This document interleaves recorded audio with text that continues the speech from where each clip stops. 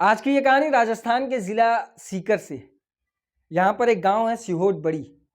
इस सिहोट बड़ी गांव के रहने वाले एक व्यक्ति का कत्ल होता है जिसका नाम रामधन होता है। रामधन के कत्ल के लगभग 15 दिन बीत जाते हैं लेकिन पुलिस कातिल को नहीं पकड़ पाती। शुरुआती 15 दिनों की तमाम तफ्तीश के बावजूद कातिल का कोई भी क्लू नहीं मिलता, कोई भी ऐसा सबूत जिसकी वजह से कातिल की पहचान की जा सके। काफ़ी दिन गुजर चुका था। 15 दिन बीतने के बाद गांव वाले काफ़ी नाराज़ थे। गांव वाले थाने के बाहर थाने का घेराव करते और ये डिमांड करते कि रामधन के कातिल को जल्द पकड़ा जाए। पुलिस उन्हें समझाती कि हमारी तमाम तफ्तीश के बावजूद अभी भी पुलिस के पास कोई ऐसा क्लू नहीं है जो कातिल को पकड़ने में मदद कर सके, लेकिन हम आपसे वादा करते हैं कि हम इस केस को जल्द ही सॉल्व करेंगे और जल्द ही कातिल को आप सब लोगों के सामने लेकर आएंगे। पुलिस उन्हें आश्वासन देती है। आश्वासन के बाद अब गांव वाले वापस चले जाते हैं। कहानी की शुरुआत कुछ इस तरह से होती है कि सिहोट बड़ी इलाके में, यानी जो गांव था ये, इस गांव में एक व्यक्ति जिसका नाम रामधन था, जो एक डिलीवरी बॉय था, वो पार्सल डिलीवरी करता था, उसका उसी के गांव में कत्ल हो जाता है। होता कुछ इस तरीके से कि वो रात में डेली रूटीन के हिसाब से, उसकी डेली रूटीन थी कि वो रात में अपने घर से निकलता था तकरीबन 8-9 बजे 10 बजे के करीब। अब वो अपने खेत की तरफ जाता था और उसके खेत में एक दरवाज़ा था जो उसे रोज़ाना बंद करना होता था। वो उस खेत के दरवाजे को बंद कर कर वापस घर चला आता था। लेकिन 29 जनवरी 2024 को वो अपने घर से निकलता है रात के करीब 10 साढ़े 10 बजे और वो उस खेत के दरवाजे को बंद करने के लिए खेत की तरफ जाता है। वो खेत की तरफ जाने के बाद लगभग अभी कुछ ही मिनट गुजरे थे कि इसी बीच गांव के कुछ लोगों को किसी की चीख की आवाज़ सुनाई देती है। शोर जब वो सुनते हैं किसी के चीखने की, रोने की, तो वो काफ़ी सहम जाते हैं। उसकी वजह ये होती है कि अक्सर करके गांव में 7 से 8 बजे के करीब ही अच्छी खासी रात हो जाती है। यहाँ पर चहल पहल कम हो जाती है, यानी सारे लोग अपने अपने घर में चले जाते हैं। लेकिन इस सिहोट बड़ी गांव में अचानक रात के करीब साढ़े 10 बजे जब ये चीख सुनते हैं तो वो लोग काफ़ी सहम जाते हैं, डर जाते हैं।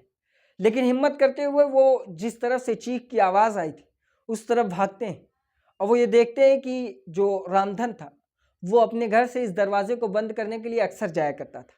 तो उनका दिमाग पहले से जा चुका था कि रामधन उस तरफ है, हो सकता है कोई जानवर देख लिया हो या कुछ इस तरीके का मामला हुआ तो वो चीखा हो।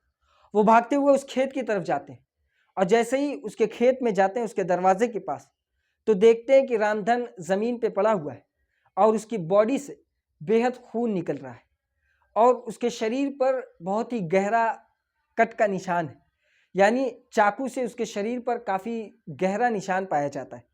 जिसके बाद वो काफ़ी बेसुध हो जाता है। जैसे ही वो ये लोग देखते हैं फ़ौरन उसकी बॉडी को उठाते हैं और हॉस्पिटल लेकर जाते हैं। हॉस्पिटल में डॉक्टर चेकअप करता है, लेकिन डॉक्टर ने रामधन को मृत घोषित कर दिया।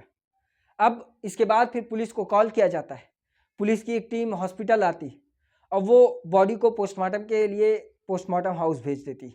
अब इसके बाद फिर पुलिस उस गांव में जाती है, सिहोट बड़ी गांव में।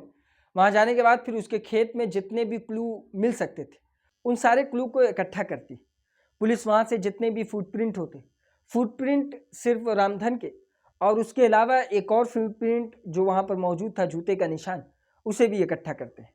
अब ये सब करने के बाद फिर अब पुलिस आगे की तफ्तीश करती है। लेकिन तफ्तीश में लगभग धीरे धीरे 1 दिन 2 दिन 3 दिन करते करते 15 दिन गुजर जाता है। इस बीच पुलिस गांव के ही लगभग 40 लोगों से पूछताछ कर चुकी थी। गांव में सबसे पहले घर वालों से पूछताछ करती। वो उनसे पूछती कि क्या रामधन की किसी के साथ दुश्मनी थी। तो घर वाले बताते कि हाँ, गांव के ही कुछ लोग हैं जिनके साथ रामधन की पहले से दुश्मनी थी, लेकिन ये दुश्मनी इतनी भी गहरी नहीं थी जिसकी वजह से वो लोग रामधन का कत्ल कर दें। वो दुश्मनी सिर्फ ज़मीन की मेड़ को लेकर था, खेत की मेड़ को, और ये बहुत ज़्यादा बड़ा मसला नहीं था जिसकी वजह से रामधन का कत्ल कर दिया जाए। अब उसके बाद फिर जो जिसका खेत था, यानी रामधन का खेत जहाँ पर था, उसके बगल में जिसका खेत था, जिसका नाम सुरेश उर्फ काले था, पुलिस उसको गिरफ्तार करती है, यानी थाने लेकर आती है, उससे पूछताछ करती है। लेकिन पूछताछ में कोई भी ऐसा क्लू नहीं मिलता या कोई भी ऐसी बात जिस पे पुलिस को शक हो कि ये कातिल हो, पुलिस को नहीं मिलती। जिसके बाद कालू को भी छोड़ दिया जाता है और इस तरह से पूरे गांव में लगभग 40 लोगों से पूछताछ की जाती है। 40 लोगों से पूछताछ करने के बावजूद पुलिस को कातिल का कोई पता नहीं चलता। अब उसके बाद जब गांव वाले थाने का घेराव करते हैं, धरना देते हैं, तो पुलिस के ऊपर एक और प्रेशर पड़ता है, क्योंकि वहाँ के तमाम अखबार में, न्यूज़ चैनल में इस तरीके की खबर छप चुकी थी। पुलिस वापस से तफ्तीश में और तेज़ी लाती है। तफ्तीश के दौरान अब पुलिस उस जूते का निशान जो वहाँ पर मौजूद था कत्ल की जगह पर, उसे अब लोगों के जूते से मैच करना शुरू कर देती है। एक एक कर जिन पर शक होता उन सारे लोगों पर वो सारे लोगों के घर जाती, वहाँ पर उनके जूते से मैच करती, लेकिन इत्तेफाक ऐसा कि किसी के भी जूते का निशान उस जूते से मैच नहीं होता। यहाँ तक कि जो सुरेश कालू था, जिसके ऊपर शक जाहिर किया गया था, उसके भी जूते को मैच किया गया, लेकिन उसके भी जूते से इस जूते का निशान मैच नहीं होता। अब उसके बाद पुलिस आगे की तफ्तीश करती है, जितनी भी मोबाइल डिटेल्स होती, कॉल डिटेल्स होती, उसे निकालने की कोशिश करती, लेकिन शुरुआती इन 15 दिनों के बावजूद जो वक्त गुजरता था, उस वक्त में भी पुलिस को कोई क्लू नहीं मिल रहा था। इसी बीच पुलिस एक फैसला करती है कि वो इस गांव में अपना एक मुखबिर छोड़ेगी, जिस मुखबिर का काम होगा कि इसमें से किसी के ऊपर शक अगर उसको हो तो वो फ़ौरन पुलिस को इत्तला करे और उसकी डिटेल निकालकर पुलिस को बताए। मुखबिर को गांव में छोड़ दिया जाता है किसी बहाने से, यानी गांव के किसी जो टाउन एरिया ऑफिस या फिर पंचायत ऑफिस जो होती है उसमें किसी पोस्ट पे चपरासी की नौकरी या किसी तरह की नौकरी के ज़रिए बहाने से उसे वहाँ अपॉइंट किया जाता है। अब वो जो मुखबिर था, वो मुखबिर उस गांव की एक एक बारीकी को चेक करना शुरू कर देता है।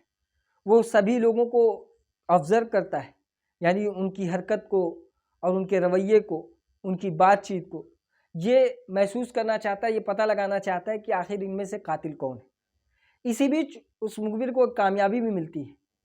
किसी चीज़ के बारे में उसे पता चलता है कि शायद कातिल ये हो सकता है, और वो कोई और नहीं बल्कि सुरेश उर्फ काले था, जिसके बारे में इसे ज़्यादा शक था। अब वो फ़ौरन पुलिस को इसकी इत्तला देता है। पुलिस की एक टीम दोबारा से सुरेश उर्फ काले को गिरफ्तार करती है। पुलिस को अभी ये पता चल रहा था कि शायद ये ज़मीन का मसला हो जिसकी वजह से इसने कत्ल किया। शुरुआत में उससे जब पूछताछ की गई पुलिस के द्वारा, तो वो इन सारी बातों से इनकार कर रहा था, वो इस कत्ल को कबूल ही नहीं कर रहा था। लेकिन अब पुलिस को क्योंकि मुखबिर के ज़रिए एक पुख्ता क्लू मिल चुका था, जिसकी वजह से अब पुलिस इसके ऊपर सख्ती बरतने लगी, प्रेशर डालने लगी, जिसके चलते जो सुरेश उर्फ काले था वो डर जाता है, वो सहम जाता है, और उसके बाद फिर वो एक एक कर जुर्म की कहानी को सुनाना शुरू कर देता है। वो कहता है कि हाँ, उसने ही ये कत्ल किया। कत्ल किस तरीके से किया कि वो रात में अपने खेत के दरवाजे को, उसके गेट को बंद करने गया, जिसके बाद उसने उसके गले पर एक चाकू से वार किया, और चाकू से वार करने के बाद उसका कत्ल कर दिया, और फिर वो फ़ौरन वहाँ से फ़रार हो जाता है। कत्ल की पीछे की जो वजह पूछी गई, तो वजह और भी चौंका देती है, जो पुलिस को ही नहीं बल्कि गांव के तमाम लोगों को चौंकाने के लिए काफ़ी थी। वजह ये थी कि असल में सुरेश उर्फ काले का जो रामधन था, उसके साथ ज़मीनी विवाद तो चल रहा था मेड़ को लेकर, लेकिन कत्ल की वजह ये ज़मीनी विवाद नहीं था। कत्ल की वजह कुछ और थी, और वो वजह ये थी कि जो रामधन की पत्नी पूजा थी, उसके साथ सुरेश उर्फ काले का अफेयर था।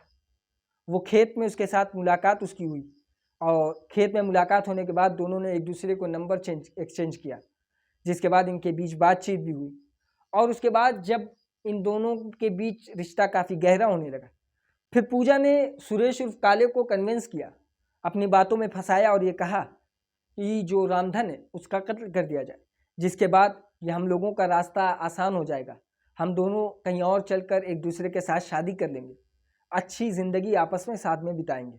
यह प्लान था असल में पूजा का।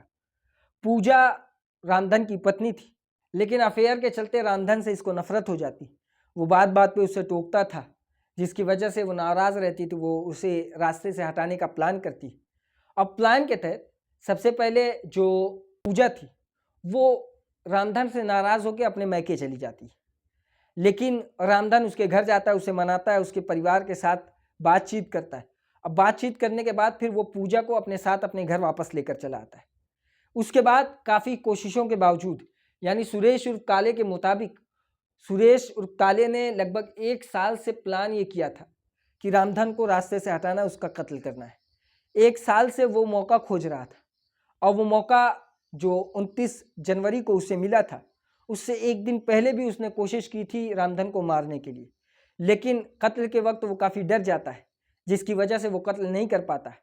लेकिन दूसरे दिन उसे थोड़ा सा और हिम्मत मिलती है, जिसके बाद उसने रामधन को उस खेत में आते हुए देखा और उसके बाद फिर उसके ऊपर हमला कर दिया। और हमला करने के बाद फिर वो वहाँ से फरार हो जाता है।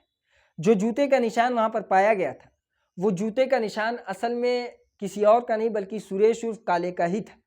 लेकिन पुलिस को तफ्तीश में इसलिए पता नहीं चला कि उसने कत्ल करने के लिए स्पेशल मार्केट से जाकर एक जूता अपने लिए ख़रीदा था नया, ताकि वो कत्ल करते समय उस जूते को पहने और उसका जो डेली रूटीन का जूता है उससे जब पुलिस मैच करे तो मैच ना हो। और उसके बाद फिर पुलिस बाकी की कहानी सुनती और कहानी सुनने के बाद फिर उस हथियार को भी बरामद करती और उस जूते को भी बरामद करती है जो उसने कत्ल करने के लिए ख़रीदे थे। उसके बाद फिर सुरेश उर्फ काले और उसकी पत्नी पूजा दोनों को गिरफ्तार करके जेल भेज दिया जाता है। ये थी आज की कहानी। इसी तरह की और कहानी सुनने के लिए हमारी इस वीडियो को लाइक करें, हमारे चैनल को सब्सक्राइब करें और बेल आइकन को ज़रूर दबाएं।